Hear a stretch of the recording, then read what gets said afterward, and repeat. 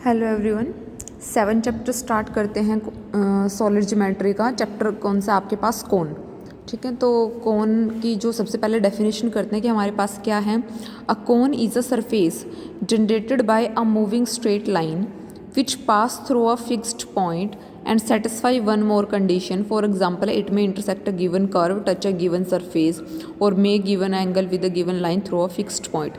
कि कौन हमारे पास है क्या बेसिकली कि आपके पास कोई भी फिक्स्ड पॉइंट होगा, ये यहाँ पे फिक्स्ड पॉइंट है, इस फिक्स्ड पॉइंट के साथ कोई एक लाइन होगी, मूविंग लाइन, ये लाइन मूव कर रही होगी। ठीक है, वो कुछ पेंडुलम नहीं होता जैसा आपके पास, उस तरह से पेंडुलम की तरह होता है। वही एक ये तरीका बता रहे हैं कि एक्सप्लेन करने का कि एक कोई फिक्स्ड पॉइंट होता है आपके पास, एक कोई मूविंग लाइन होती है, ये लाइन मूव करती है। ठीक है, किसी पाथ्स के थ्रू मूव ही करेगी ऑब्वियसली। तो वहाँ पे हमारे पास बनाती क्या है, एक कर्व बनाती है, किसी गिवन कर्व को टच करती हुई जाती है, यानी कि सर्कुलर फॉर्म में चली जाए, यहाँ पे कोई एक एंगल बनाती हुई जाएगी। तो इस तरह से जो हमारे पास यहाँ से कर्व आएगा, जो भी हमारे पास फिगर आएगी, जो सरफेस जनरेट होगा या आप कह सकते हो, वो सरफेस आपके पास कौन बनेगा। ठीक है, कि कोई फिक्स्ड पॉइंट पे ये कोई मूविंग लाइन है, अब ये पॉइंट फिक्स कर दिया, इस लाइन को हम मूव कर रहे हैं, तो ये लाइन किसी न किसी पाथ के थ्रू तो मूव कर ही रही होगी। ठीक है, किसी न किसी लाइन को या सरफेस को भी टच करती हुई जा रही होगी। तो यहाँ से ये जो हमारे पास एक सरफेस बनाएगी, वो सरफेस बनेगा क्या, हमारे पास कौन बनेगा। इधर से फिक्स रहेगा तो इधर से मूव करेगा। देखो अब ये पॉइंट फिक्स है, ये यहाँ से यहाँ तक इसने कवर कर दिया, तो यहाँ पे आपके पास क्या आ गया, एक कौन बन गया। ठीक है, जनरली ये इलिप्टिकल या फिर सर्कुलर पाथ में मूव करती है, जो ये मूविंग पॉइंट है इसका। आगे इसके पॉइंट बताए हुए हैं कि जो ये फिक्स्ड पॉइंट ए है, ये आपका क्या होगा, वर्टेक्स होगा। जो ये मूविंग स्ट्रेट लाइन है, किसी भी पोजीशन में मूव कर रही होगी, ये आपकी जनरेटर बनेगी। ठीक है, जो फिक्स्ड कर्व होगा, जिस फिक्स्ड कर्व के थ्रू वो मूव कर रही होगी, वो आपका गाइडिंग कर्व बनेगा। तो आपके पास कौन क्या हो गया, set of lines called generator through a given point called vertex, और कौन is the set of point which conquer at a point the set of point on it's generator. की कौन क्या है, ये जनरेटर यहाँ से मूव कर रहा होगा, तो यहाँ पे आपके पास यहाँ आया होगा, फिर यहाँ आया होगा, फिर यहाँ, इस तरह से मूव किया होगा। तो ये जो सेट ऑफ जनरेटर बना, ये आपके पास कौन बन जाएगा। ठीक है, नेक्स्ट है वी में have cone with equation of any degree depending on the condition satisfied by the generator, but here in this chapter we shall deal with only second degree equation। कि आपके पास जो कोन है वो किसी भी degree का हो सकता है। अगर हम इन जनरल देखें तो कि जैसे उसका जनरेटर सेटिस्फाई कर रहा होगा कंडीशन, उस अकॉर्डिंग कौन बन जाएगा। लेकिन यहाँ पे जो हम डिस्कस करेंगे कौन, वो सेकेंड डिग्री के डिस्कस करेंगे। ठीक है, यही है बस इसमें इतना। ठीक है, नेक्स्ट है होमोजीनियस इक्वेशन। होमोजीनियस इक्वेशन क्या होगी, कोई इक्वेशन इस फॉर्म की, उसको होमोजीनियस कब कहेंगे, homogeneous if for all values of R F of R X R Y R Z equal to 0।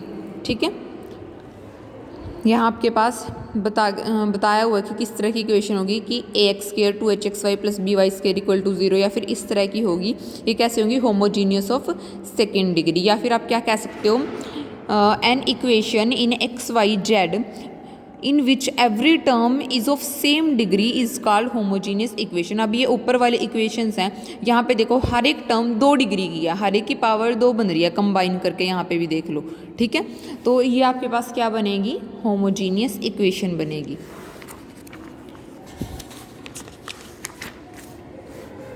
Next देखो, equation of the cone with vertex at origin.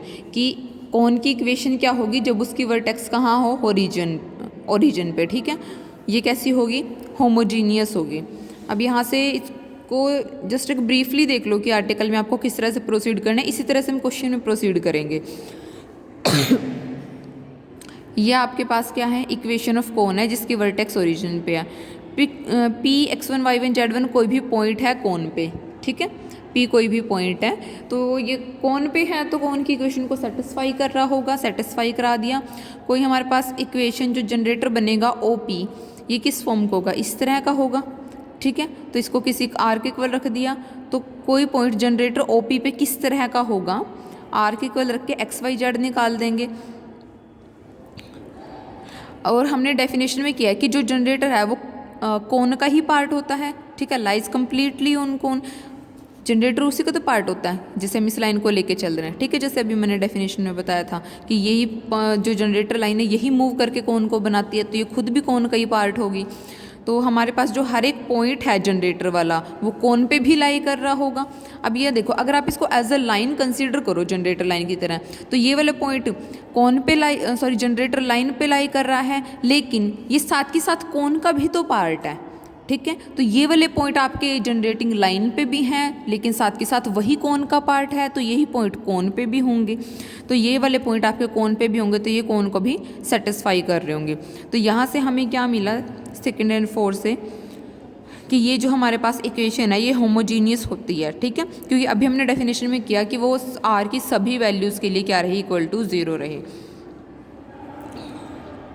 तो आपके पास यहाँ से कन्वर्सली क्या है कि कोई भी होमोजीनियस इक्वेशन होगी एक्स वाई जेड में, वो किसको रिप्रेजेंट करेगी, कोन को with its vertex at origin. Next है कि कोन जिसकी इक्वेशन सेकंड डिग्री की है एक्स वाई जेड में, उसको क्या बोलोगे आप, क्वाड्रिक कोन बोलोगे, ठीक है। और ये आपके पास क्वाड्रिक कोन की इक्वेशन कैसी होगी, जनरल इक्वेशन ये होगी, ठीक है, जिसका वर्टेक्स ओरिजिन पे होगा। तो इक्वेशन ऑफ क्वाड्रिक कोन आपके पास ये रहेगी, और इसको हम ब्रेक कर सकते हैं इनटू पेयर ऑफ प्लेन में, कब, जब ये कंडीशन आपके पास होल्ड हो जाए, ठीक है। ये इक्वेशन ऑफ क्वाड्रिक कोन है, इसको हम पेयर ऑफ प्लेन में ब्रेक कर सकते हैं अगर इसके कांस्टेंट इस कंडीशन को सेटिस्फाई कर दे तो। और यहाँ पे इन्होंने कहा कि हम यहाँ पे क्वाड्रिक कोन को डिस्कस करेंगे, इसको हम सिंपली कोन ही कहेंगे और ये अंडरस्टूड होगा कि हम क्वाड्रिक कोन की बात कर रहे हैं। नेक्स्ट देखो इक्वेशन ऑफ कोन, तो हम equation of cone find out करेंगे जिसका वर्टेक्स ओरिजिन पे है, पास कर रहा है curve of intersection of plane and the surface, कि वो कोन जो है वो कहाँ से पास कर रहा है, इंटरसेक्शन से इस प्लेन की और इस सरफेस की इंटरसेक्शन से, ठीक है।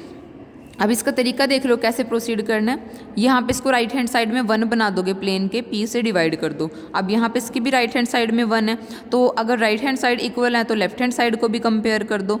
लेकिन यहाँ पे होगा कैसा, आपके पास होमोजीनियस इक्वेशन बनानी है, लेकिन ये तो एक्स वाई जेड है, अगर हम इसको डायरेक्ट इसके साथ कंपेयर कर दें तब तो होमोजीनियस नहीं बनेगी। और अभी हमने फर्स्ट पार्ट में कहा कि कोन की इक्वेशन होमोजीनियस होती है हमेशा, तो होमोजीनियस बनाने के लिए क्या करो, यहाँ से 1 का स्क्वायर कर दो। 1 का स्क्वायर करने पे कोई फर्क नहीं पड़ेगा, यहाँ पे 1 स्क्वायर इक्वल टू 1, ठीक है। तो यहाँ पे इसका स्क्वायर कर दो, तो यहाँ पे ये आपके पास क्या आ जाएगी, इक्वेशन ऑफ कोन आ जाएगी। एग्जाम्पल करते हैं इस पे बेस्ड, सेम फर्स्ट इसी आर्टिकल पे बेस्ड है। Equation of cone find out करना है, वर्टेक्स ओरिजिन पे है, पास कर रहा है इस कर्व से, ठीक है। तो हमारे पास ये दो आपके पास इक्वेशंस गिवन है, इसको होमोजीनियस बना लो। अब 1 1 है तो डायरेक्ट कंपेयर करना है, तो यहाँ पे इसको 1 स्क्वायर इक्वल टू 1 लिख दो, और 1 किसके इक्वल है, x plus Y plus Z के, ऐसे कर लो 1 स्क्वायर इक्वल टू 1, और 1 किसके इक्वल है, x plus Y plus Z के, तो इसको लिख दो x plus Y plus Z का स्क्वायर, क्योंकि होमोजीनियस बनानी है। अब इसका स्क्वायर करके और यहाँ से क्या करो, एलसीएम ले लो, ठीक है, तो आपके पास इक्वेशन ऑफ कोन आ जाएगी। नेक्स्ट एग्जांपल देखो कि अब प्लेन गिवन है जो कोऑर्डिनेट एक्सिस को मीट कर रहा है ABC पॉइंट पे, प्रूव करना है कि जो कोन है वो generated by the line drawn from E to meet the circle ABC is this, ठीक है। तो हमें ये इक्वेशन ऑफ कोन बतानी है। तो प्लेन आपको ये गिवन है, अब इन्होंने कहा कि जो प्लेन है वो मीट कर रहा है एक्स एक्सिस को A पे। अब A को मीट कर रहा है तो y 0 होगा, z 0 होगा, तो पॉइंट कैसा होगा, A 0 0। Similarly B and C y and z पे होंगे तो किस फॉर्म के होंगे, 0 B 0 0 0 C। अब हमें पता है कि स्फीयर और प्लेन की इंटरसेक्शन से हमारे पास क्या बनता है, सर्कल बनता है। ये हम प्रीवियस सेक्शन से डिस्कस कर रहे हैं कि जब स्फीयर किसी भी प्लेन को कट करता है तो ऊपर सर्कल बनता है। ये आप वहाँ से भी सोच सकते हो कि आप अगर कोई ऑरेंज लो या कोई बॉल लो, ठीक है, उसको आप नाइफ से कट करो, 3D में तो वो क्या है, स्फीयर है, लेकिन जब उसको प्लेन से हमने कट कर दिया तो जो उसकी ऊपर वाली जो सतह होगी, जो उसका ऊपर वाला पार्ट होगा, वो कैसा शो हो रहा होगा आपको, इस तरह का सर्कुलर शो हो रहा होगा ना। जो स्फीयर होता है वो 3D में होता है, तो 3D में आपका ऑरेंज या बॉल का एग्जांपल आप कोई भी उठा लो, कट कर दो उसको नाइफ के साथ, तो ऊपर यही तो शेप बनेगी, ठीक है। तो और ये क्या आपका सर्कल है, ठीक है। तो हमारे पास यहाँ पे क्या आया कि जो सर्कल है वो कहाँ से मिलेगा, sphere O A B C और प्लेन ए बी सी की इंटरसेक्शन से मिलेगा।